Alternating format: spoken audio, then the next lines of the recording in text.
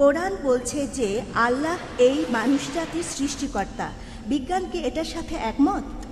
কোরআনে বেশ কিছু জায়গায় বলা আছে যে আকাশমণ্ডলী এবং পৃথিবী তৈরি হয়েছে 6 দিন, কিন্তু সূরা ফুসিলাতে বলা হয়েছে যে আকাশ এবং পৃথিবী তৈরি হয়েছে 8 দিনে। চার্লস ডারউইনের থিওরি, বিজ্ঞান এখানে ব্যাখ্যা দিচ্ছে যে প্রাকৃতিক নির্বাচনের কারণেই আজকে এই মানুষ জাতির সৃষ্টি হয়েছে।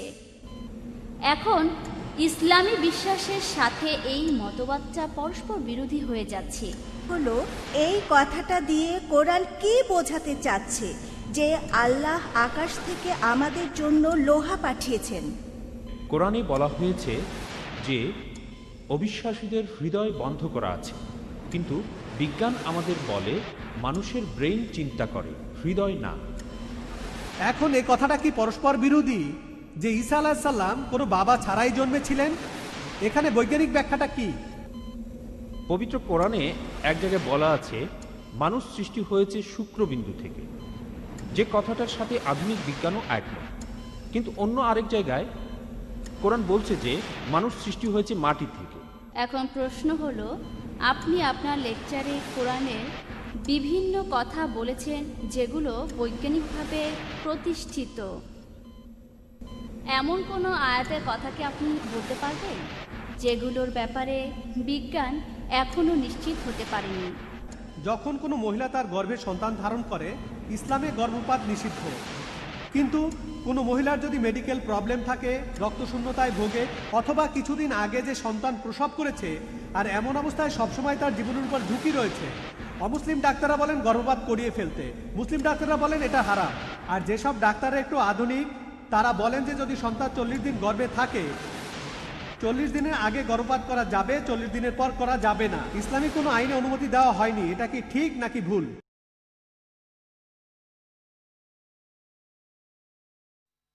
পরের প্রশ্ন মহিলাদের মধ্য থেকে। আসসালামু আলাইকুম ভাই, আমার নাম ফরিদা আনসারি। আমি একজন ল্যাবরেটরি টেকনিশিয়ান। কোরআন বলছে যে আল্লাহ এই মানুষজাতির সৃষ্টিকর্তা। বিজ্ঞান কি এটার সাথে একমত? বোন একটা প্রশ্ন করেছেন। কোরআনে বলা হয়েছে যে আল্লাহ সুবহানাহু ওয়া তাআলা আমাদের মানব জাতির সৃষ্টিকর্তা। বিজ্ঞান কি এটার সাথে একমত? কোরআনে এই কথাটা অনেক জায়গায় বলা হয়েছে। আর শেষ আয়াতটা প্রজনন বিদ্যার স্তরের উপরে, অর্থাৎ সূরা মুমিনুনের 14 নম্বর আয়াতে উল্লেখ করা হয়েছে যে সর্বোত্তম স্রষ্টা কত মহান। বৈজ্ঞানিকভাবে কি প্রমাণ করা যায় যে আল্লাহ আমাদের স্রষ্টা? কোরআন এর উত্তর দিয়েছে। পবিত্র কোরআনে বলা হয়েছে সূরা তুরের 35 নম্বর আয়াতে উল্লেখ করা হয়েছে, এখানে প্রশ্ন করা হচ্ছে যে তোমরা কি স্রষ্টা ব্যতীত সৃষ্টি হয়েছ? এখানে যে আরবি শব্দটা, স্রষ্টাকে বোঝাতে যে আরবি শব্দটা ব্যবহার করা হয়েছে সেটা খালিক। এটার উৎপত্তি হয়েছে আরবি শব্দ খালাকা থেকে। এই খালাকা শব্দটার 4টা অর্থ আছে। একটা অর্থ হলো একেবারে শূন্য থেকে কোনো কিছু সৃষ্টি করা, অতীতে যার কোনো দৃষ্টান্ত নেই, এটা শুধুমাত্র আল্লাহ তাআলার পক্ষেই সম্ভব। খালাকা শব্দটা দ্বিতীয় অর্থ হলো পৃথিবীতে আছে এমন বস্তু থেকে নতুন কিছু সৃষ্টি করা। খালাকা শব্দটা তৃতীয় অর্থ, সেটা হলো প্রোগ্রামিং বা পরিকল্পনা। আর চতুর্থ অর্থটা হলো সহজ করে দেয়া।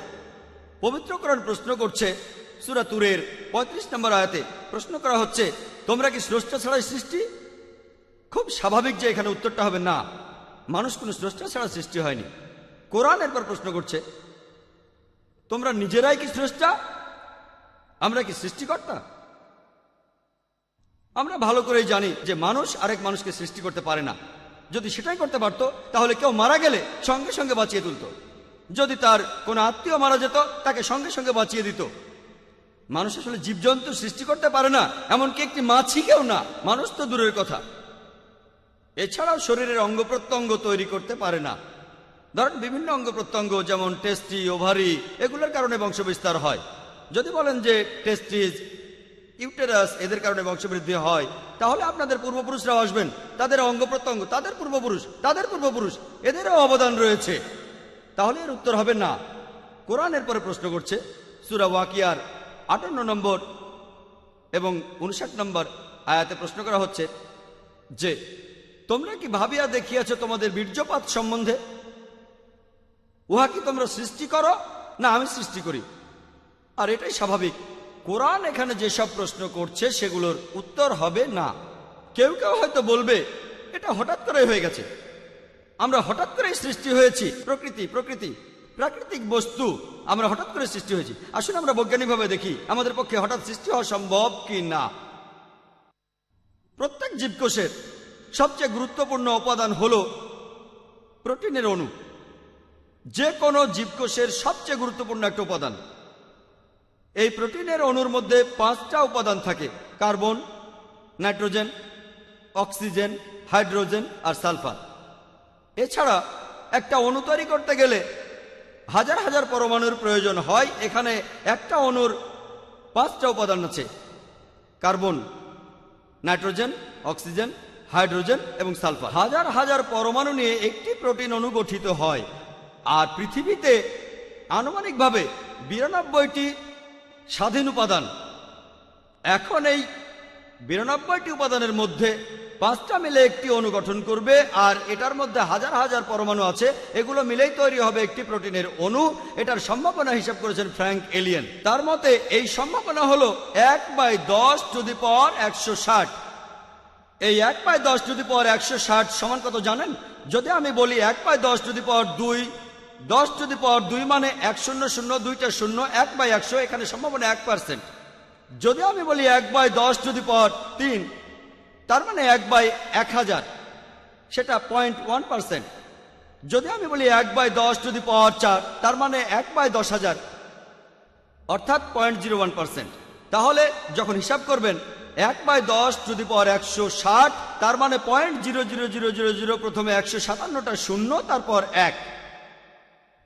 আর অঙ্কের থিওরি বলে যদি কোনো সংখ্যা 1/10⁻50 হয় তখন তাকে শূন্য বলা হয়। এরপরে এখানে বলা হয়েছে মাত্র একটা অণু নিয়ে, আর যে উপাদানগুলো দরকার একটা প্রোটিনের অণু তৈরি করতে সেটার হিসাব করেছেন আরেকজন, চার্লস গাই, যে সেক্ষেত্রে লক্ষ কোটি উপাদানের প্রয়োজন হবে আমাদের গ্যালাক্সির মতো বড়। লক্ষ লক্ষ গ্যালাক্সি প্রয়োজন হবে শুধু একটা প্রোটিনের অণু তৈরি করতে। আর এখানে চার্লস গাই প্রয়োজনের সময়টাও হিসাব করেছিলেন। এখন মাত্র একটা প্রোটিনের অণু তৈরি করতে সময় লাগবে 10⁻263 বছর। এটা কত বড় জানেন? 100,000,263টি শূন্য। এই সময় লাগবে একটা প্রোটিনের অণু তৈরি করতে। আপনারা কি জানেন একটা কোষের মধ্যে কতগুলো প্রোটিনের অণু আছে? আর এছাড়াও কোষের মধ্যে কতগুলো অন্যান্য অণু আছে? আর একজন মানুষের শরীরে কতগুলো কোষ আছে? যখন কোনো শিশু জন্মায় তখন তার শরীরে 600 কোটিরও বেশি কোষ থাকে। ডাক্তাররা এটা বলে থাকেন 600 কোটি।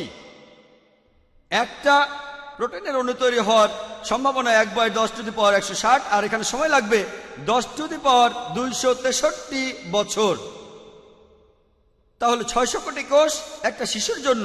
চিন্তা করেন। আর কতজন মহিলা গর্ভবতী? একই সাথে লক্ষ লক্ষ মহিলা গর্ভবতী। আর সময় লাগে মাত্র 9 মাস। হঠাৎ করে মিলে যাওয়ার সম্ভাবনা 000, কোনো সম্ভাবনাই নেই। এই সৃষ্টি হঠাৎ করে হতে পারে না, অবশ্যই কেউ একজন সবকিছু তৈরি করছেন। বিজ্ঞান আমাদের বলে যে কেউ একজন অবশ্যই আছে, কোনো অতিপ্রাকৃত শক্তি। তাই আমি আগেই বলেছি যে বিজ্ঞান ঈশ্বরকে বাতিল করছে না, ঈশ্বরের কিছু ধারণাকে বাতিল করছে। লা ইলাহা ইল্লাল্লাহ। আশা করি উত্তরটা পেয়েছেন।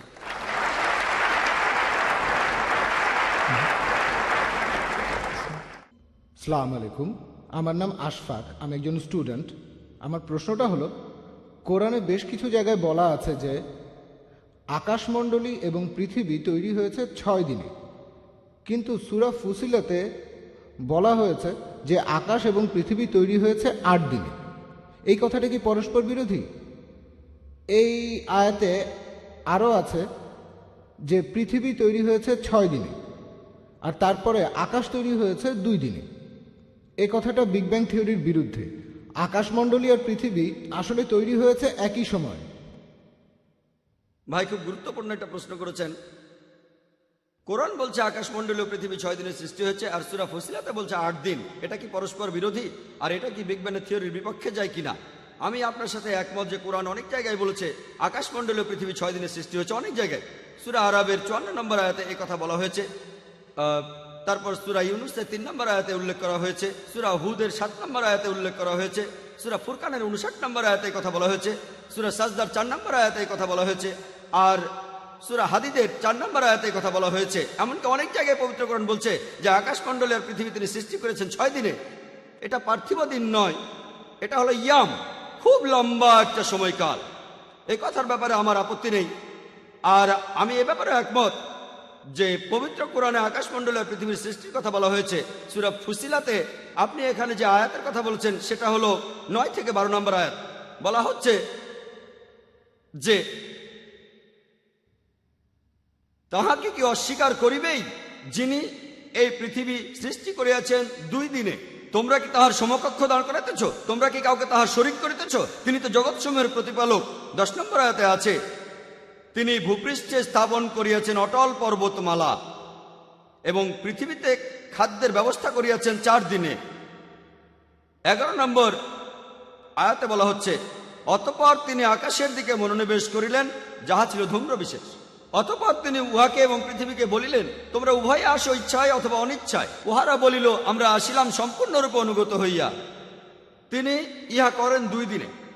তাই আপনি যদি পড়েন চিন্তা না করেই 2 + 4 + 2 = 8 দিন। কোরআন এই আয়াতগুলোর শুরুতেই উত্তর দিয়েছে। এখানে বলা হয়েছে যে যারা এর মধ্যে ভুল খুঁজতে যাবে তারা হবে সেই লোকগুলো সমান যারা অন্য কাউকে আল্লাহর শরীক করে। আল্লাহ সুবহানাহু ওয়া তাআলা জানতেন যে কিছু লোক থাকবে যারা কোরআনের এই আয়াতগুলোর ভুল বের করার চেষ্টা করবে, তারা হবে মুশরিক। আর এখন খ্রিস্টান মিশনারিরা এই আয়াতটা মুসলমানদের বিরুদ্ধে প্রয়োগ করে। যদি আশেপাশে দেখেন, আমি অনেক দেশে গিয়েছি, এই প্রশ্নটা আমাকে শেখানো করা হয়েছিল। খ্রিস্টান মিশনারিরা তারা এই প্রশ্ন করেছে।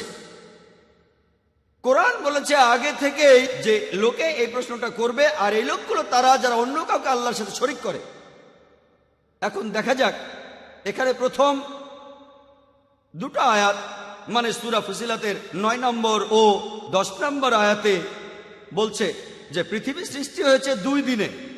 তারপর পাহাড় পর্বত সেখানে বসানো হয়েছে আর খাদ্যের ব্যবস্থা করা হয়েছে যথাযথভাবে 4 দিনে। তাহলে বলা হচ্ছে 2 দিনে পৃথিবী তৈরি হয়েছে, তারপর সেখানে পাহাড় পর্বত বসানো হয়েছে 4 দিনে, সব মিলিয়ে 6 দিন।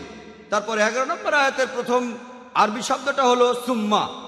এখন এই আরবি শব্দ সুম্মা এর 3টা আলাদা অর্থ আছে। একটা হলো তারপর, আরেকটা হলো তখনই, আর অন্য আরেকটা হলো একই সাথে। আমি মেনে নিচ্ছি যে কোরআনের অনেক অনুবাদেই এই শব্দটাকে অনুবাদ করা হয়েছে তারপর। যদি সুম্মার অনুবাদ করেন তারপর, তাহলে কথাটা পরস্পর বিরোধী। অনুবাদ করেছে তারপর। আকাশমণ্ডলী সৃষ্টি হলো 2 দিনে, অর্থাৎ 2 + 4 + 2 = 8 দিন। তবে এখানে সঠিক অনুবাদ হবে, এখানে সুম্মা শব্দটার অনুবাদ হবে তখনই অথবা একই সাথে। আর আব্দুল্লাহ ইউসুফ আলহামদুলিল্লাহ এই আয়াতে সুম্মা শব্দটার সঠিক অনুবাদ করেছেন, অর্থাৎ একই সাথে। যদি সুম্মার অনুবাদ করেন তখনই বা একই সাথে, এর অর্থ দাঁড়াবে যখন পৃথিবী আর পাহাড় পর্বত 6 দিনে সৃষ্টি হলো, একই সাথে আকাশমণ্ডলী সৃষ্টি হয়েছে 2 দিনে। যেমন ধরেন কোন একজন নির্মাতা, তিনি কথা বললেন যে আমার কোম্পানি একটা 10 তলা বাড়ি বানিয়েছে, একই সাথে বাড়ির চারপাশের দেয়ালটাও বানিয়েছে, মোট 6 মাস সময়। এরপর কোনো একজন লোক সেখানে ফ্ল্যাট কিনতে গেলেন, তারপর সেই নির্মাতার সাথে কথা বললেন, বাড়িটা সম্পর্কে বিস্তারিত জানতে চাইলেন। নির্মাতা বললেন বেসমেন্ট তৈরি করতে 2 মাস লেগেছে, আর পরের 4 মাসে 10 তলা বাড়িটা বানিয়েছি। আর যখন আমি বেসমেন্ট আর বাড়িটা বানাচ্ছিলাম, এই কাজের সাথে সাথেই আমি এই বাড়ির চারপাশের দেয়ালটা বানিয়েছি 2 মাসের মধ্যে। এটা সম্ভব, কথাটা পরস্পর বিরোধী নয়। এরপরও মোট সময় 6 মাস। তাহলে একইভাবে সূরা ফুসিলাতের 9 নম্বর থেকে 12 নম্বর আয়াতে বলা হয়েছে যে সময় পৃথিবী আর পাহাড় পর্বত 6 দিনে সৃষ্টি হলো, একই সাথে আকাশমণ্ডলী সৃষ্টি করা হয়েছে 2 দিনে। এটা পরস্পর বিরোধী নয়। আর একইভাবে যদি অনুবাদ করেন তারপর, কথাটা বিজ্ঞানসম্মত হয় না, কারণ পৃথিবী আগে সৃষ্টি করা হয়েছে, তারপরে পাহাড় পর্বত, এটা পরস্পর বিরোধী। এছাড়াও পবিত্র কোরআনে সূরা বাকারার 29 নম্বর আয়াতে বলা হয়েছে যে আল্লাহ পৃথিবী সৃষ্টি করেছেন সুম্মা, আকাশমণ্ডলী। তবে দুর্ভাগ্যজনকভাবে আব্দুল্লাহ ইউসুফ আলী এখানে সুম্মার অনুবাদ করেছেন তারপর। আর কোরআনে সূরা বাকারার 29 নম্বর আয়াতে তিনি সুম্মা শব্দের অনুবাদ করেছেন তারপর। আল্লাহ পৃথিবী সৃষ্টি করেছেন, তারপর আকাশমণ্ডলী, তখন এটা পরস্পর বিরোধী। এখানে সুম্মা শব্দটা সঠিক অনুবাদ হবে তখনই বা একই সাথে। যদি অনুবাদ করেন একই সাথে, তাহলে কথাটা পরস্পর বিরোধী নয়। কারণ বিজ্ঞানের থিওরি আমাদের বলে যে আকাশ আর পৃথিবী একই সাথে সৃষ্টি হয়েছে।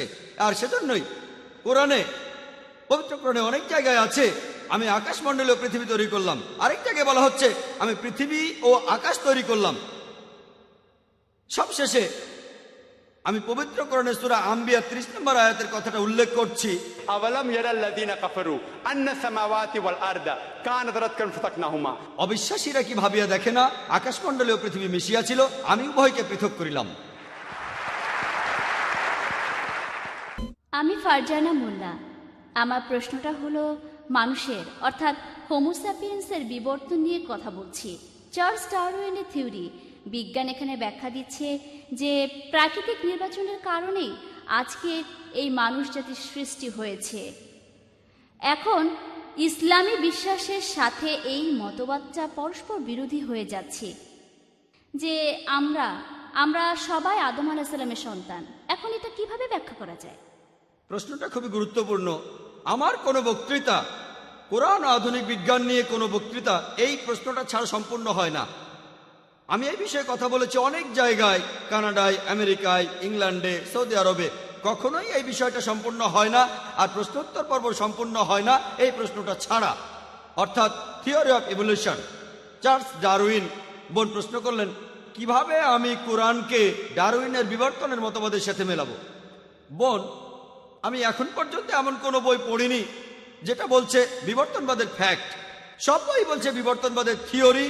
আমি এখন পর্যন্ত এমন কোনো বই দেখিনি যেটা বলছে বিবর্তনবাদের ফ্যাক্ট। যদি আপনি ডারউইনের বইটা পড়েন, the origin of the species, বলা হয়েছে যে চার্লস ডারউইন একটা দ্বীপে গিয়েছিলেন যার নাম গ্যালাপেগোস। তার জাহাজটার নাম ছিল HMS বিগল। আর তিনি দেখলেন সেখানে পাখি খুঁটে খুঁটে খাবার খাচ্ছে। পাখিগুলোর খোঁটাখুটির উপর নির্ভর করে তাদের ঠোঁট লম্বা আর ছোট হয়। এই পর্যবেক্ষণটা একটা প্রাণীর উপর করা হয়েছে, অনেক রকম প্রাণী নয়।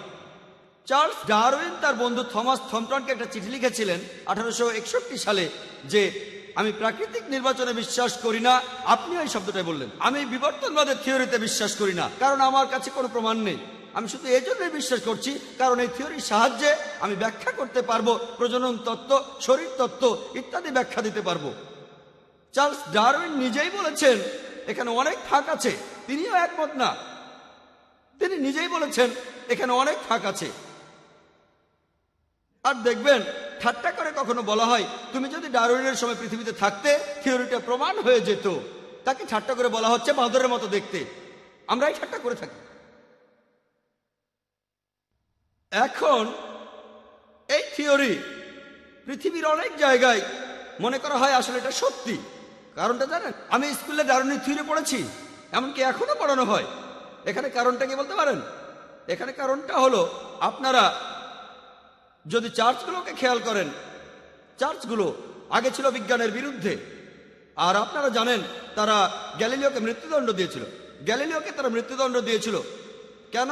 কারণ তিনি জ্যোতির্বিদ্যা সম্পর্কে এমন কথা বলেছিলেন যা বাইবেলের বিরুদ্ধে যায়, তাই তারা তাকে মৃত্যুদণ্ড দিয়েছিল। এখন পোপ ক্ষমা প্রার্থনা করেন। তাই চার্লস ডারউইন যে থিওরির কথা বললেন সেটা যখন বাইবেলের বিরুদ্ধে গেল, বিজ্ঞানীরা তারা এখানে কোনো প্রমাণ দেখতে চাইল না। আমার শত্রুর শত্রু আসলে আমার বন্ধু। তাই সব বিজ্ঞানী, তাদের বেশিরভাগ বিজ্ঞানী এই সমর্থনটা করেছে কারণ বাইবেলের বিরুদ্ধে গেছে, থিওরি সত্যের জন্য নয়। তারা সমর্থন করেছে কারণ এই থিওরিটা বাইবেলের বিরুদ্ধে গেছে। সবগুলো স্টেজের কথা বলা আছে বোন, সবগুলো স্টেজ। লুসি 4 প্রকার হোমিনিড। বিজ্ঞান আমাদের বলে হোমিনিড 4 প্রকার। প্রথমটা হলো লুসি, এটার বৈজ্ঞানিক নাম হলো অস্ট্রালোপিথেকাস, যারা পৃথিবীতে ছিল 35 লক্ষ বছর আগে বরফ যুগে। তারপরে পৃথিবীতে আসলো হোমো হ্যাবিলিস, যারা পৃথিবীতে ছিল 5 লক্ষ বছর আগে। তারপর আসলো নিয়ানডার্থাল ম্যান, যারা ছিল 1 লক্ষ থেকে 40,000 বছর আগে। তারপর আসলো চতুর্থ স্টেজ, ক্রো-ম্যাগনন। এইসব স্টেজের সাথে ডারউইনের কোনো সম্পর্ক নেই। পিপি গ্রাসে বলেছেন 1971 সালে, যিনি চেয়ারম্যান ছিলেন ইভলিউশনারি স্টেজ স্টাডিজের প্যারিসে সোজার ইউনিভার্সিটিতে, তিনি বলেছেন এটা একেবারে অসম্ভব। শুধুমাত্র ফসিল দেখে পূর্বপুরুষ বের করা যায় না। আমি আপনাদের এখানে কয়েকশো বিজ্ঞানীর নাম বলতে পারি, নোবেল বিজয়ীদের নাম, যারা ডারউইনের থিওরির বিরুদ্ধে। অনেকেই আপনারা হয়তো জানেন স্যার অ্যালবার্ট জর্জি, যিনি নোবেল পেয়েছিলেন ভিটামিন সি আবিষ্কারের জন্য। তিনি একটা বই লিখেছিলেন দ্য কেভিএম অ্যান্ড ম্যান, ডারউইনের থিওরির বিরুদ্ধে। এরপর আপনি যদি স্যার ফ্রেড হোয়েলের বই পড়েন, তিনি সেখানে ডারউইনের থিওরির বিরুদ্ধে কথা বলেছেন। যদি আপনি রবার্ট অ্যালবার্টের নাম শোনেন, তিনি নতুন একটা বিবর্তনের থিওরি লিখেছেন ডারউইনের থিওরির বিরুদ্ধে। এটা চিন্তা করা যায় না, কল্পনা করা যায় না যে মানুষ এসেছে বাঁদর থেকে। যদি আপনারা স্যার স্যালসবেরির নাম শোনেন, একজন জীববিজ্ঞানী, তিনি বলেছেন এই ডারউইনের থিওরি বিশ্বাস করাটা খুবই অযৌক্তিক। যদি হোয়াইট মিটের নাম শোনেন, স্যার হোয়াইট মিট, তিনিও ডারউইনের থিওরির বিরুদ্ধে বই লিখেছেন। তিনিও একজন জীববিজ্ঞানী। আমি কয়েকশো জনের নাম বলতে পারি। আজকের দিনেও এটা স্কুলে পড়ানো হয়। কেন সেটা আমি আগে বলেছি। মিডিয়া তাদের হাতে, এছাড়া এখানে আর কোনো প্রমাণ নেই। এখানে অবশ্যই কিছু প্রমাণ আছে একেবারে নিচু স্তরে, যেমন অ্যামিবা। নিচু স্তরের প্রাণীর ক্ষেত্রে যেমন অ্যামিবা নিজেকে প্যারামিশিয়ায় বদলে ফেলে। কোরআনে কথা বলে না যে অ্যামিবা বদলায় না, কোরআনে কথা বলে না। যদি প্রমাণ করা যায় সেক্ষেত্রে হয়তো সম্ভব, এটা কোরআনের বিরুদ্ধে নয়, কিন্তু এখানে কোনো প্রমাণ নেই। লোকে মলিকিউলার বায়োলজি থিওরির কথা বলে, জেনেটিক কোডিং এর কথা বলে। হ্যান্সিস ক্রেগের মত অনুযায়ী, যিনি এই ব্যাপারে একজন বিশেষজ্ঞ, তিনি বলেছেন এটা অকল্পনীয়। যদি আবারও আপনি হিসাব করেন সেই প্রবাবিলিটি যে একটা ডিএনএ সেটা দিয়েই বাঁদর থেকে মানুষ হয়েছে, এটাও শূন্য হবে। যদি আমি আবার হিসাব করি, আপনারা শুধু বিরক্তই হবেন। আপনাদের একটা প্রোটিন অণুর হিসাব দেখিয়েছিলাম, হিসাবটা এরকম হবে, একটা ডিএনএ। এটা আসলে কোনোভাবেই সম্ভব নয়। আপনারা জানেন নতুন একটা থিওরি এসেছে যে সমকামিতা জিনের মধ্যেই আছে। আমি খবরটা পড়েছিলাম টাইমস অফ ইন্ডিয়ায়। আমি ভেবেছিলাম এবারে আমি যখন রবিবারে আবার আমার পরের লেকচারটা দেব, আমাকে এই প্রশ্নটা তখন করা হবে, যদি সমকামিতা জিনের মধ্যেই থাকে, আল্লাহ আমাদের কেন দোষ দেবেন? কোরআন সমকামিতার বিরুদ্ধে কথা বলেছে। আমি বললাম যে এটা আসলে থিওরি, অপেক্ষা করুন প্রমাণিত হোক, এখনই মন্তব্য করবেন না। এরপর মাত্র কয়েক মাস পরেই দেখা গেল এই থিওরিটা ভুল প্রমাণিত হলো। আর যে লোক এই থিওরির কথা বলেছিল যে সমকামিতার জিনেই আছে, সে নিজেই একজন সমকামী। সেজন্যই বলেছি আমি কথা বলবো বিজ্ঞানের প্রতিষ্ঠিত সত্য নিয়ে, থিওরি আর অনুমান নিয়ে নয়। ডারউইনের থিওরি প্রমাণিত কিছু নয়। আমরা মানুষরা বাঁদর থেকে আসেনি। অনেক বিজ্ঞানী এই থিওরির বিরুদ্ধে কথা বলেন, আর পবিত্র কোরআনের বিরুদ্ধে কথা বলেছে। কোরআন বলছে প্রথম মানুষ হলেন আদম আলাইহিস সালাম। ইনশাল্লাহ আমরা এটা আবিষ্কার করব, হয়তো 100 বছর পরে বা 1000 বছর পরে। এটা নিয়ে গবেষণা হচ্ছে যে মানুষ জাতি একটা যুগল থেকে তৈরি হয়েছে কি না। তবে এটা শুধু থিওরি। এটা কোরআনের আয়াত আছে যে মানুষ জাতি তৈরি হয়েছে একটি যুগল থেকে, পুরুষ ও নারী। এটা শুধুই থিওরি, তাই এটার কথা আমার লেকচারে বলিনি। ইনশাল্লাহ এটা প্রতিষ্ঠিত হবে 50 বছর পরে বা 100 বছর পরে। সেদিন আমরা জানবো কোরআন বিজ্ঞানের কথাই বলছে, পরস্পর বিরোধী কিছু নয়, বিজ্ঞানের প্রতিষ্ঠিত সত্যের সঙ্গে অসামঞ্জস্যপূর্ণ কিছু নয়। আশা করি উত্তর পেয়েছেন। পরের প্রশ্ন মহিলাদের মধ্য থেকে। সালাম আলাইকুম ভাই জাকির, আমার নাম মালিকা মোহাম্মদ ইসলাম। আমার প্রশ্নটা হলো, এই কথাটা দিয়ে কোরআন কি বোঝাতে চাচ্ছে যে আল্লাহ আকাশ থেকে আমাদের জন্য লোহা পাঠিয়েছেন? বোন, আপনি প্রশ্ন করেছেন পবিত্র কোরআনের এই আয়াত দিয়ে কি বোঝানো হচ্ছে যে আল্লাহ আমাদের জন্য লোহা পাঠিয়েছেন। আপনি পবিত্র কোরআনের যে আয়াতটার কথা বলেছেন সেটা হলো সূরা হাদিদের 25 নম্বর আয়াত। এখানে লোহার কথা বলা হয়েছে। 25 নম্বর আয়াতে বলা হয়েছে যে আল্লাহ মানুষকে লৌহ দিয়েছেন, যাহাতে রহিয়াছে প্রচন্ড শক্তি এবং রহিয়াছে মানুষের জন্য বহুবিধ কল্যাণ। এখানে যে আরবি শব্দটা ব্যবহার করা হয়েছে সেটা আনজালা, এর অর্থ নিচে পাঠানো। এখন আনজালা শব্দটাকে দুই ভাগে দেখা যায়। একটা হলো আল্লাহ নিচে পাঠিয়েছেন, আল্লাহ প্রকাশ করেছেন। তাহলে আল্লাহ প্রকাশ করেছেন যে লোহা দিয়ে অনেক ধরনের কাজ করা যায়, আর লোহাতে রয়েছে প্রচন্ড শক্তি, এতে মানুষের জন্য অনেক কল্যাণও রয়েছে। আল্লাহ এটা প্রকাশ করেছেন যে লোহাতে রয়েছে প্রচন্ড শক্তি আর বহুবিধ কল্যাণ। আমরা এখন জানি যে লোহা হলো প্রকৃতির একটা গুরুত্বপূর্ণ উপাদান। লোহা থেকে ইস্পাত বানায়, আর ইস্পাত আর লোহা দিয়ে বানানো হয় অস্ত্র, যুদ্ধ অস্ত্র, তলোয়ার, বর্ষা, বন্দুক ইত্যাদি। লোহা দিয়ে অনেক প্রয়োজনীয় জিনিসও বানানো হয়, যেমন ব্রিকলেয়ার, ইঞ্জিনিয়ারের বিভিন্ন যন্ত্রপাতি, আর্কিটেক্টের যন্ত্রপাতি, বিভিন্ন রকম ছুরি, কাঁটা, চামচ ইত্যাদি। তাহলে প্রথম অর্থটা ধরলে দাঁড়াবে আল্লাহ প্রকাশ করেছেন যে লোহায় রয়েছে প্রচন্ড শক্তি আর মানুষের জন্য কল্যাণ। অন্য কথায় যদি আয়াতটার শব্দার্থ ধরেন যে আল্লাহ লোহা পাঠিয়েছেন, আকাশ থেকে নিচে পাঠিয়েছেন, এই আয়াতটা দেখানো হয়েছিল প্রফেসর আর্মস্ট্রংকে। এ সম্পর্কে তার মতামত কি যখন সূরা হাদীদের 25 নম্বর আয়াতে বলা হয়েছে যে আকাশ থেকে লোহা পাঠানো হয়েছে, তখন তিনি বললেন যে এই কিছুদিন আগে বিজ্ঞানীরা এটা জানতে পেরেছেন কিভাবে বিভিন্ন উপাদান এই মহাবিশ্বে তৈরি হয়। আর তারা বলেছেন যে লোহার একটা অণু তৈরি হতে যে পরিমাণ শক্তির প্রয়োজন হয় সেটা এত বিশাল যে এই পুরো সৌরজগতের শক্তিতেও সেটা সম্ভব না। একটা হিসাব করা হয়েছে যে সূর্যের যে শক্তি তার 4 গুণ শক্তি লাগবে লোহার একটা অণু তৈরি করতে। চাঁদের শক্তি লাগবে, নক্ষত্র, সূর্য আর এর পাশাপাশি গ্রহগুলোর শক্তি, শুধুমাত্র এই সৌরজগতের যাবতীয় শক্তি, চাঁদের শক্তি, সূর্যের শক্তি, এই সব শক্তি একসাথে মিলিয়েও লোহার একটা অণু তৈরি করা যাবে না। বিজ্ঞান এখন আমাদের বলে যে লোহা এসেছে পৃথিবীর বাইরে থেকে, অর্থাৎ কোরআনের এই আয়াতের শব্দগত অর্থ যদি ধরেন যে লোহা এই পৃথিবীতে এসেছে আকাশ থেকে।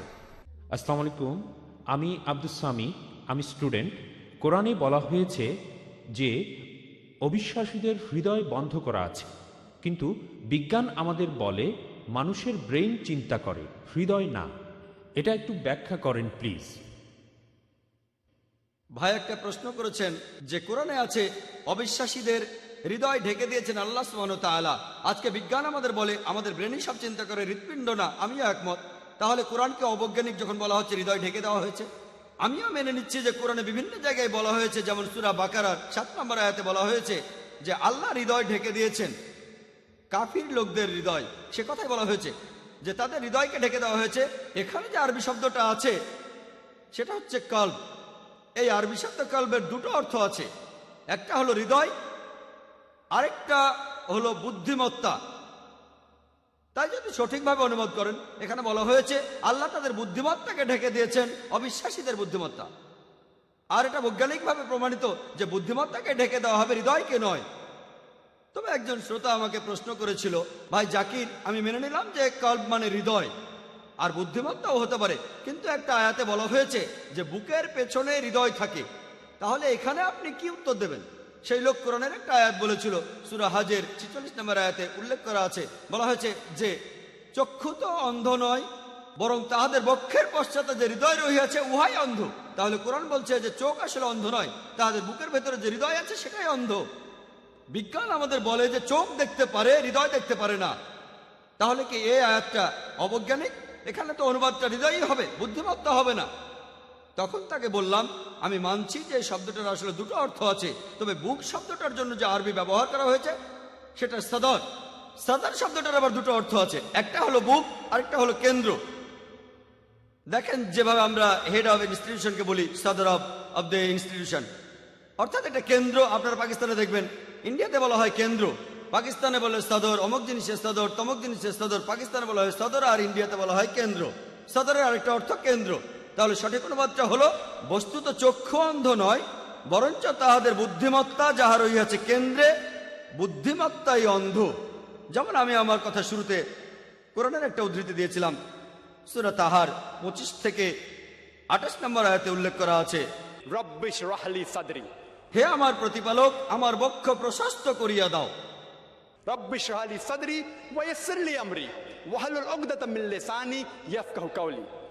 এই দোয়াটা করেছিলেন মুসা আলাইহিস সালাম যখন আল্লাহ সুবহানাহু ওয়া তাআলা তাকে বললেন তার মানুষদের কাছে আল্লাহর বাণী পৌঁছে দিতে। তিনি আল্লাহকে বললেন, হে আমার প্রতিপালক, আমার বক্ষ প্রশস্ত করিয়া দাও। এখানে বক্ষ বা বুক সঠিক অনুবাদ নয়, এখানে বক্ষ আবার কি করবে? এর অর্থ, হে আমার প্রতিপালক, আমার কেন্দ্রকে প্রশস্ত করিয়া দাও। রাব্বি ইশরাহ লি সাদরি ওয়া ইয়াসসির লি আমরি, এবং আমার কর্ম সহজ করিয়া দাও। ওয়াহলুল উকদাতাম মিন লিসানি ইয়াফকাহু কাওলি, এবং আমার জিহ্বার জড়তা দূর করিয়া দাও, যাহাতে উহারা আমার কথা বুঝিতে পারে। আপনারা হয়তো জানেন মুসা আলাইহিস সালাম তোতলা ছিলেন, হয়তো এটাও জানেন সৌভাগ্য হোক আর দুর্ভাগ্য হোক, এমনকি আমিও একজন তোতলা। ছোটবেলায় আমিও তোতলা ছিলাম। তাই যে কোনো লেকচারের শুরুতে আর আজকেও লেকচার দেওয়ার আগে আমি দোয়া করেছি আল্লাহ সুবহানাহু ওয়া তাআলার কাছে, রাব্বি ইশরাহ লি সাদরি, হে আমার প্রতিপালক, আমার কেন্দ্রকে প্রশস্ত করিয়া দাও। আমি সাহায্য চাইছি আল্লাহ সুবহানাহু ওয়া তাআলার কাছে, আমার কেন্দ্র প্রশস্ত করো আর আমার মুখের তোতলা আমি বন্ধ করে দাও। এমনকি এখনো যখন আমি স্টেজে কথা বলি না, আমি তখনও তোতলাই। এখানে আল্লাহ তাআলা আমাকে সাহায্য করছেন। রাব্বি ইশরাহ লি সাদরি, হে আমার প্রতিপালক, আমার কেন্দ্রকে প্রশস্ত করিয়া দাও, আমার কর্ম সহজ করিয়া দাও, আমার জিহ্বার জড়তা দূর করিয়া দাও, আমার শ্রোতাদের সাথে আমার, যাতে তারা আমাকে বুঝতে পারে। তাই বৈজ্ঞানিকভাবে আপনারা যদি সূরা হাজের এই আয়াতটা দেখেন, সূরা হাজের 46 নম্বর আয়াত, এখানে বলা হচ্ছে যে তাদের চোখ অন্ধ নয়, আসলে তাদের বুদ্ধিমত্তা যেটা রয়েছে তাদের কেন্দ্রে সেটাই অন্ধ। কারণ তারা অন্ধ নয়, অবিশ্বাসীরা দেখতে পায়।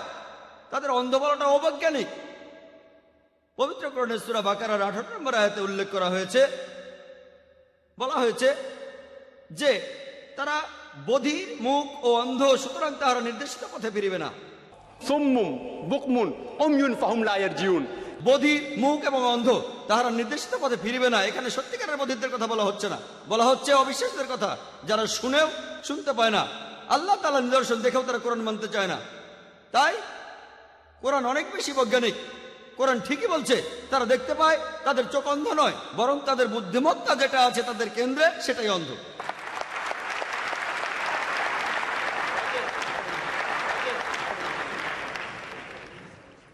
এবারের প্রশ্ন বাম দিকের মাইক থেকে। আসসালামু আলাইকুম। উপস্থিত সবাইকে আমার শুভেচ্ছা। আমার নাম কলিম শাহ, ইন্টেরিয়ার ডিজাইনের কাজ করি মুম্বাইতে। কোরআনে প্রজনন তত্ত্ব নিয়ে একেবারে বিস্তারিত বলা হয়েছে। আর আমাদের পূর্বপুরুষ হযরত আদম আলাইহিসসালাম, এখন এই কথাটা কি পরস্পর বিরোধী যে ঈসা আলাইহিস সালাম কোনো বাবা ছাড়াই জন্মেছিলেন? এখানে বৈজ্ঞানিক ব্যাখ্যাটা কি? ভাই একটা প্রশ্ন করেছেন যে কেমন করে বৈজ্ঞানিকভাবে প্রমাণ করব যে ঈসা আলাইহিস সালাম কোনো বাবা ছাড়াই জন্মেছিলেন, পুরুষের হস্তক্ষেপ ছাড়াই। ভাই আমি আগেও বলেছি, অলৌকিক কিছু হলো একটা অস্বাভাবিক ঘটনা, যে ঘটনাকে আমরা মানুষরা ব্যাখ্যা দিতে পারি না। এই অস্বাভাবিক ঘটনার পেছনে রয়েছে কোনো অতি প্রাকৃত শক্তি, আমাদের সৃষ্টিকর্তা। যে অলৌকিক ঘটনাগুলো আগে ঘটেছিল বেশিরভাগই এখনকার দিনে আমরা পরীক্ষা করে দেখতে পারবো না, কারণ আমরা অতীতে ফিরে যেতে পারবো না, অতীতে যেতে পারবো না। কিছু অলৌকিক ঘটনা আমরা এখনকার দিনে পরীক্ষা করে দেখতে পারি। আল্লাহ সুবহানাহু ওয়া তাআলার সকল নবী এবং রাসূল যারা মুহাম্মদ সাল্লাল্লাহু আলাইহি ওয়াসাল্লামের আগে এসেছিলেন, তাদের একটা নির্দিষ্ট জাতির জন্য পাঠানো হয়েছিল, তাদের লোকদের জন্য। আর সেই নির্দেশগুলো ছিল নির্দিষ্ট সময়ের জন্য। তাই সেই অলৌকিক ঘটনা ছিল নির্দিষ্ট সময়ের জন্য। আর এই অলৌকিক ঘটনাতে সেই মানুষগুলো সন্তুষ্ট। এই অলৌকিক ঘটনা যখন বলা হচ্ছে যে যীশু খ্রিস্ট জন্মেছিলেন কোন রকম বাবা ছাড়াই, অবিশ্বাসীরা এতে সন্তুষ্ট হবে না। কেন? কারণ ব্যাপারটা সে সময় গিয়ে পরীক্ষার উপায় নেই। কারণ সকল নবী রাসূল যারা মুহাম্মদ সাল্লাল্লাহু আলাইহি ওয়াসাল্লামের আগে এসেছিলেন, তারা নির্দিষ্ট একটা সময়ের জন্য এসেছিলেন, চিরদিনের জন্য নয়। তবে হযরত মুহাম্মদ সাল্লাল্লাহু আলাইহি ওয়াসাল্লাম তিনি আল্লাহ সুবহানাহু ওয়া তাআলার একজন রাসূল, তিনি সর্বশেষ আর চূড়ান্ত নবী।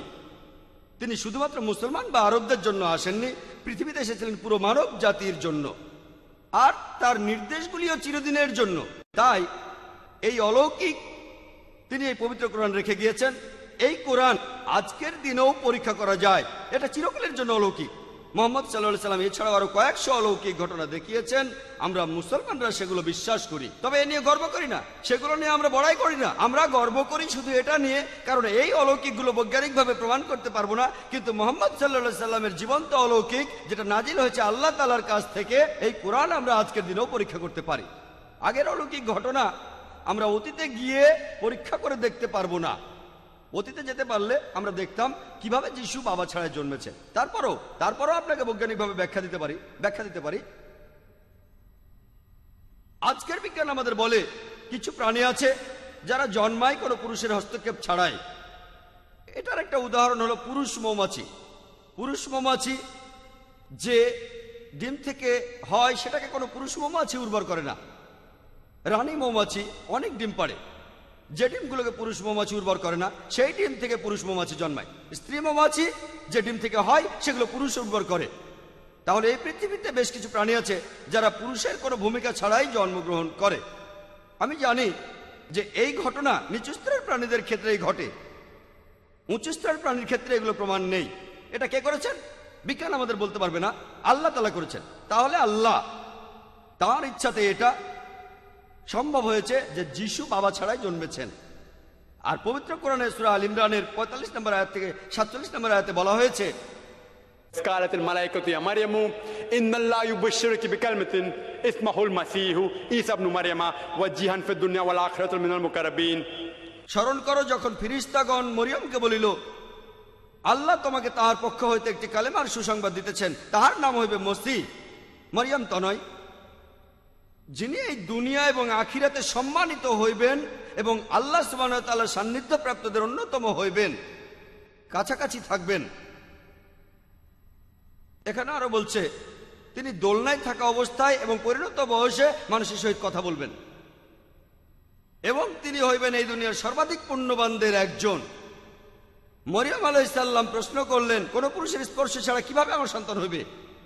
তখন উত্তর এলো, إذا قضى أمرا فإنما يقول له كن فيكون। আল্লাহ যখন স্থির করেন তখন বলেন হও এবং উহা হইয়া যায়। আমি আপনাকে একটা বৈজ্ঞানিক ব্যাখ্যা দিলাম। আল্লাহ যদি পুরুষ মৌমাছির ক্ষেত্রে এটা করতে পারেন, তাহলে আল্লাহ সুবহানাহু ওয়া তাআলা এখানেও এটা করতে পারেন যীশু খ্রিস্টের ক্ষেত্রে। তার জন্য আল্লাহর জন্য কোনো ব্যাপারই না যীশু খ্রিস্টকে জন্ম দেয়া কোনো বাবার ভূমিকা ছাড়া। إذا قضى أمرا فإنما يقول له كن فيكون। আল্লাহ যখন কিছু স্থির করেন তখন বলেন হও এবং উহা হইয়া যায়। আল্লাহর পক্ষে এভাবে লাখো মানুষ সৃষ্টি করা খুবই সোজা, এটা অলৌকিক। আমি বলছি না যে যিশু পুরুষ মৌমাছির মতো জন্মেছেন, এমন নয়। আমি আসলে জানি না, আমি একটা বৈজ্ঞানিক ব্যাখ্যা দিচ্ছি। যদি পুরুষ মৌমাছির ক্ষেত্রে এটা হয়, তাহলে আল্লাহ মানুষের ক্ষেত্রেও এটা করতে পারেন। আশা করি উত্তরটা পেয়েছেন।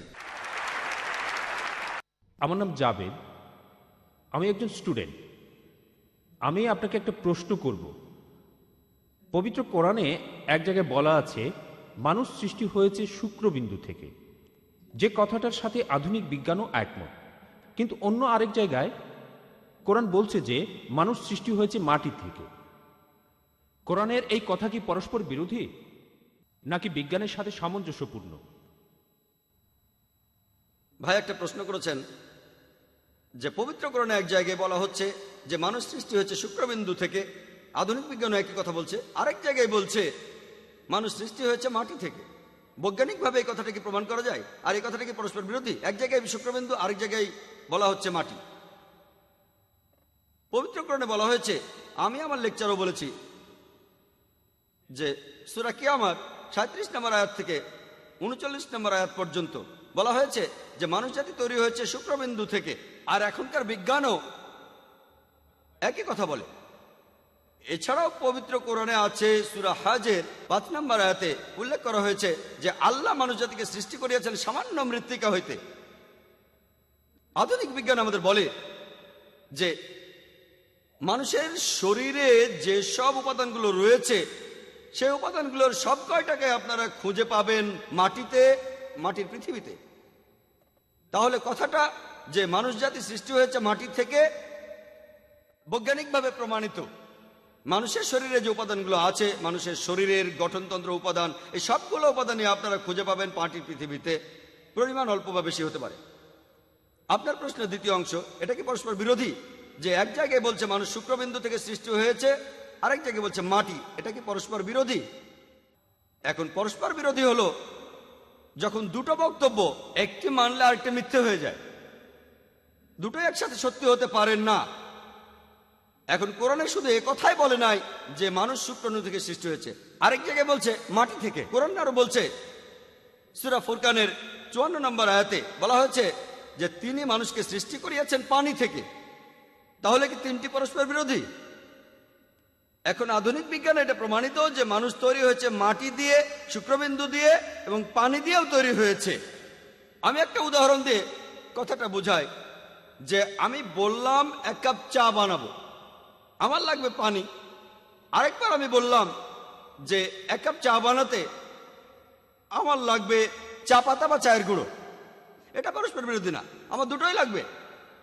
যদি মিষ্টি চা বানাতে চাই তাহলে চিনি দিতে হবে, যদি পানি কম চা বানাই পানি কমিয়ে দুধ বেশি দিতে হবে, আর যদি সুলেমানি চা বানাই তাহলে চায়ে দুধ দেওয়া হবে না।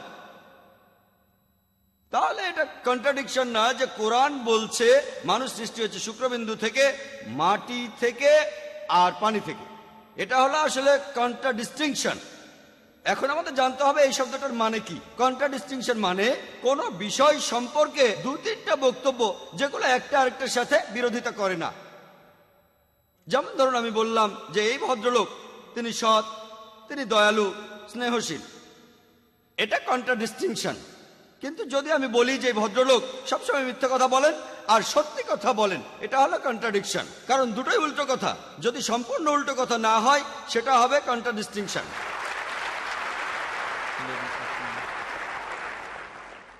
আসসালামু আলাইকুম ভাই জাকির, আমার নাম সানিয়া, আমি ইসলাম ধর্ম গ্রহণ করেছি। এখন প্রশ্ন হলো, আপনি আপনার লেকচারে কোরআনের বিভিন্ন কথা বলেছেন যেগুলো বৈজ্ঞানিকভাবে প্রতিষ্ঠিত। এমন কোনো আয়াতের কথা কি আপনি বলতে পারবেন যেগুলোর ব্যাপারে বিজ্ঞান এখনো নিশ্চিত হতে পারেনি? বোন, আপনি প্রশ্ন করেছেন যে আমি আমার লেকচারে বলেছি সেই বৈজ্ঞানিক কথাগুলো যেগুলো এখন প্রতিষ্ঠিত সত্য। পবিত্র কোরআনের বিভিন্ন আয়াতের কথা, আমি পবিত্র কোরআনের কিছু আয়াতের কথা বলতে পারি যেগুলো বৈজ্ঞানিকভাবে প্রমাণিত নয়। যেমন ধরুন পবিত্র কোরআনে সূরা শুরার 29 নম্বর আয়াতে উল্লেখ করা হয়েছে, বলা হয়েছে আল্লাহ এই আকাশমণ্ডলী ও পৃথিবী সৃষ্টি করিয়াছেন এবং এই দুয়ের মধ্যে তিনি সকল জীবজন্তু ছড়াইয়া দিয়েছেন। কোরআন বলছে এই পৃথিবীর বাইরেও জীবজন্তু আছে, আল্লাহ জীবজন্তু ছড়িয়ে দিয়েছেন আকাশমণ্ডলী ও পৃথিবীর মাঝে। এমন বৈজ্ঞানিক প্রমাণ নেই, বিজ্ঞানে এটা প্রতিষ্ঠিত নয় যে পৃথিবীর বাইরেও জীবন আছে। কিছুদিন হলো আমরা এখন রকেট পাঠাচ্ছি, বিভিন্ন গ্রহে স্পেসশিপ পাঠাচ্ছি, স্যাটেলাইট রয়েছে ইত্যাদি। আর মাত্র কয়েক মাস আগে খবরের কাগজে এসেছে যে মঙ্গল গ্রহে কিছু জিনিস পাওয়া গেছে যাতে প্রমাণ করা যায় মঙ্গল গ্রহে জীবন থাকতে পারে। আর এই সম্ভবত গত পরশুদিনের টাইমস অফ ইন্ডিয়ার খবরটা এসেছিল যে চাঁদে বিজ্ঞানীরা পানি খুঁজে পেয়েছে। হয়তো কোনো ধূমকেতু পড়েছিল, তারপর গর্ত তৈরি হয়েছে আর সেখানে পানি জমে বরফ হয়ে গেছে। তাহলে ভবিষ্যতে গবেষণার জন্য সুবিধা হয়ে গেল, আমাদের পৃথিবী থেকে চাঁদে পানি নিয়ে যাওয়ার দরকার নেই, চাঁদের পানি পাওয়া যাবে আর সেই পানি ব্যবহার করা যাবে, আমাদের তাতে কোনো সমস্যাই হবে না। বিজ্ঞান বলছে যে এই সম্ভাবনাটাই বেশি যে এই পৃথিবীর বাইরে জীবন রয়েছে। তবে যেহেতু কোরআনে আছে আমি সেটা বিশ্বাস করি। হতে পারে 2-1 বছর পরে বিজ্ঞানীরা আবিষ্কার করলো যে পৃথিবীর বাইরে জীবন আছে, হতে পারে 50 বছর পরে। বর্তমানে বিজ্ঞানীরা তারা বিভিন্ন রকম মতবাদ দিয়েছেন যে পৃথিবী কিভাবে ধ্বংস হয়ে যাবে। কোনো কোনো বিজ্ঞানী এমন বলেছেন যে পাহাড় পর্বত সব ভেঙে পড়বে, কোনো বিজ্ঞানী বললেন পৃথিবী ধ্বংসের সময় পাহাড় পর্বত সব মসৃণ হয়ে যাবে, কেউ কেউ বললেন সমুদ্রের পানি ফুলে উঠবে, কেউ কেউ বললেন বিশ্বজগৎ ব্ল্যাক হোলের ভেতর ঢুকে যাবে। অনেক মতবাদ। পবিত্র কোরআনেও কিয়ামতের দিন সম্পর্কে বলা হয়েছে কিভাবে এই পৃথিবী ধ্বংস হবে। তার অনেক কথা বিজ্ঞানের থিওরির সাথে মিলে যায়। থিওরি প্রতিষ্ঠিত সত্য নয়। যেমন ধরুন পবিত্র কোরআনের সূরা আহকাফের 3 নম্বর আয়াতে উল্লেখ করা হয়েছে আল্লাহ এই আকাশমণ্ডলী ও পৃথিবী সৃষ্টি করেছেন একটি নির্দিষ্ট সময়ের জন্য। অর্থাৎ বলা হচ্ছে সবকিছুই একদিন ধ্বংস হয়ে যাবে। আর কোরআনে একথা অনেকবার বলা হয়েছে। যেমন ধরুন পবিত্র কোরআনের সূরা কিয়ামার 8 নম্বর আয়াত আর 9 নম্বর আয়াতে বলা হচ্ছে যে চন্দ্র তখন হইয়া পড়িবে জ্যোতিহীন, সূর্য ও চন্দ্রকে একত্রিত করা হইবে যখন বিশ্বজগৎ ধ্বংস হইবে।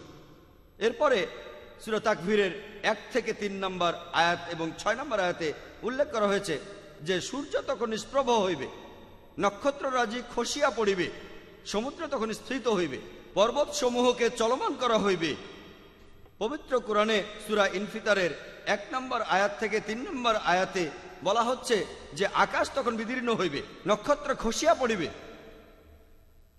পর্বতমালা ভাঙ্গিয়া পড়িবে। পৃথিবী ধ্বংসের অনেকগুলো নিদর্শনের কথা বলা আছে।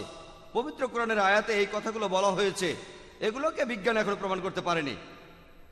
যেমন ধরুন পবিত্র কোরআনে আরো আছে সূরা আম্বিয়ার 104 নম্বর আয়াতে উল্লেখ করা হয়েছে সেদিন আকাশমণ্ডলীকে গুটাইয়া ফেলিব, যেভাবে গুটানো হয় লিখিত দপ্তর, যেভাবে আমি প্রথম দিনের সূচনা করিয়াছিলাম সেইভাবে পুনরায় সৃষ্টি করিব। তাহলে কোরআন বলছে যে আবার নতুন করে সবকিছু সৃষ্টি হবে পৃথিবী ধ্বংস হওয়ার পর। বিজ্ঞান এ ব্যাপারে কিছু জানে না। কোরআন বলছে পৃথিবীর প্রথম মানুষ হলেন আদম আলাইহিস সালাম, বিজ্ঞান এটা প্রমাণ করতে পারেনি। কোরআন মানুষের আত্মার কথা বলছে, বিজ্ঞান এখনো প্রমাণ করতে পারেনি মানুষের আত্মা আছে। পবিত্র কোরআন এছাড়াও বলছে জিনের কথা, আত্মার কথা, ফেরেশতার কথা। বিজ্ঞান এটা প্রমাণ করতে পারেনি। কোরআনে মৃত্যুর পরে জীবনের কথা আছে, বিজ্ঞানে প্রমাণিত নয়। কোরআন বেহেশত দোজকের কথা বলছে, বিজ্ঞানে প্রমাণিত নয়। কিন্তু আপনারা যদি প্রশ্ন করেন, ভাই জাকির আপনি খুব সুন্দর লেকচার দিলেন, অনেক বৈজ্ঞানিক কথা বললেন, আপনি কি জিনে বিশ্বাস করেন, ফেরেশতায় বিশ্বাস করেন, আত্মায় বিশ্বাস করেন, পরকালের জীবনে বিশ্বাস করেন? এগুলো কি অযৌক্তিক নয়? আমি তখন বলবো না, এগুলো অযৌক্তিক নয়, এগুলো বিশ্বাস করার পেছনে যুক্তি রয়েছে। আমি অন্ধভাবে বিশ্বাস করছি না। পরকালের জীবনে, আত্মায়, বেহেশত আর দোজখে, জিন আর প্রেতাত্মায়, এর পেছনে যুক্তি রয়েছে। আমার যুক্তির ভিত্তি হলো, এখানে ধরে নেন যেসব বৈজ্ঞানিক কথা আছে পবিত্র কোরআনে, এই কথাগুলোর মধ্যে আনুমানিকভাবে 80% কথা প্রমাণিত হয়েছে পুরোপুরি সঠিক। পবিত্র কোরআনে যে বৈজ্ঞানিক কথাগুলো আছে তার 80% কথা আধুনিক বিজ্ঞান দিয়ে প্রমাণ করে দেখা গেছে কথাগুলো 100% সঠিক। বাকি 20% কথা প্রমাণিত হয়নি। কোরআনের কোনো কথার 0.001% মিথ্যে বলে প্রমাণিত হয়নি। যদি একটি আয়াত মিথ্যে বলে প্রমাণিত হয় কোরআন, তাহলে আল্লাহ তাআলার বাণী নয়। তাহলে এই 20% কথার সত্যতা সম্পর্কে আমরা অনিশ্চিত, আমরা জানি না। এখানে আমার যুক্তি বলে, যদি 80% পুরোপুরি সঠিক হয়ে থাকে আর বাকি 20% এখন অনিশ্চিত হয়ে থাকে, যেগুলোর মধ্যে 0.001% মিথ্যে প্রমাণিত হয়নি, আমরা এখনো জানি না। আমার যুক্তি বলে, যখন 80% সঠিক তখন বাকি 20% ইনশাআল্লাহ সঠিক হবে। এটা অন্ধবিশ্বাস নয়, যুক্তি দিয়ে বিশ্বাস।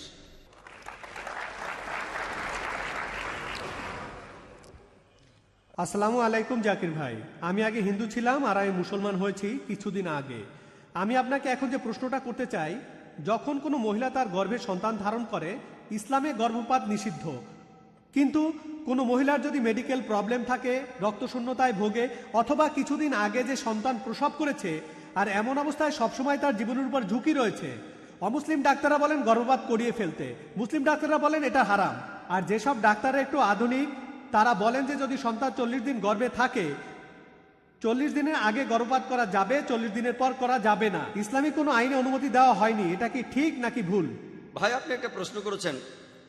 আপনি বললেন যে এখনকার দিনে অনেক ক্ষেত্রে গর্ভপাত ঘটানো হয়, কিন্তু পবিত্র কোরআনে কোনো গর্ভপাতের অনুমতি দেওয়া হয়নি।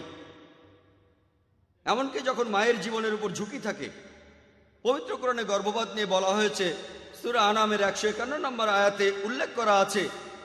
এছাড়াও সূরা ইসরার 31 নম্বর আয়াতে উল্লেখ করা আছে, বলা হয়েছে তোমাদের সন্তানকে দারিদ্র্যের ভয়ে হত্যা করিও না, কারণ উহাদিগকে আমিই রিজিক দেই এবং তোমাদিগকেও দেই, নিশ্চয়ই উহাদিগকে হত্যা করা মহাপাপ। তাহলে গর্ভপাত ঘটানো হারাম স্বাভাবিক পরিস্থিতিতে। যেমন ধরুন শূকরের মাংস হারাম, অ্যালকোহল হারাম, মৃত পশুর মাংস হারাম। তবে একই সাথে কোরআন বলছে 4টি আলাদা জায়গায়। সূরা বাকারার 173 নম্বর আয়াতে বলা হয়েছে, সূরা মাইদার 3 নম্বর আয়াতে বলা হয়েছে, সূরা আনামের 145 নম্বর আয়াতে বলা হয়েছে এবং সূরা নাহালের 115 নম্বর আয়াতে উল্লেখ করা হয়েছে। বলা হয়েছে যে যদি নিরুপায় হইয়া কেহ আল্লাহর নির্দেশ পালন না করে, আল্লাহ সেক্ষেত্রে ক্ষমাশীল। যদি নিরুপায় হয়ে আপনি আল্লাহর নির্দেশ পালন না করেন, আল্লাহ সেক্ষেত্রে ক্ষমা করবেন। ধরুন অনাহারে মারা যাচ্ছেন, শূকরের মাংস ছাড়া খাওয়ার কিছুই নেই, তখন সেটাই হালাল হয়ে যাবে, সেটাই হালাল। তবে সেটা তখনকার জন্যই, পরে আর সেটা খেতে পারবেন না। আপনি কোনো জঙ্গলে গেলেন, সেখানে শূকরই হলো একমাত্র খাদ্য, অথবা মরুভূমিতে শুধুমাত্র সেই সময়টার জন্য শূকর খাওয়া হালাল। আপনি যদি শহরে ফিরে আসেন তখন ওটা আবার হারাম। একইভাবে গর্ভপাত, শুধুমাত্র সন্তান চান না এজন্য গর্ভপাত ইসলামে হারাম এবং গুরুতর পাপ, কিন্তু এতে যদি মায়ের জীবনের উপর ঝুঁকি থাকে সেক্ষেত্রে এটার অনুমতি আছে। কারণ ইসলাম ধর্মে সন্তানের জীবনের চাইতে মায়ের জীবন অনেক বেশি মূল্যবান। সন্তান তো এখনো জন্মগ্রহণই করেনি। আমি জানি যে কিছু ব্যক্তি এভাবে বলেন 40 দিনের পর গর্ভপাত করা যাবে না, 40 দিনের আগে এটা করা যাবে। কোরআন এখানে খুবই পরিষ্কারভাবে বলছে যে যদি জীবনের উপর হুমকি আসে, অনিচ্ছাকৃতভাবে যদি আল্লাহ তাআলার নির্দেশ অমান্য করেন, এটা নিষিদ্ধ নয়। যদি ডাক্তার বলে যে আপনার হার্টের সমস্যা আছে আর প্রসব যন্ত্রণায় আপনার হার্টের ক্ষতি হবে, মা তাহলে মারা যাবে, তাহলে সেক্ষেত্রে গর্ভপাত করানো উচিত। কারণ ইসলাম অনুযায়ী আপনি ছোট কোনো ক্ষতি এড়ানোর জন্য বড় ক্ষতি করতে পারেন না। সন্তানের মা একজন পূর্ণবয়স্ক মানুষ, তার জীবন সন্তানের জীবনের চেয়ে দামি। সন্তান তখন নিজে একা একা বাঁচতে পারে না।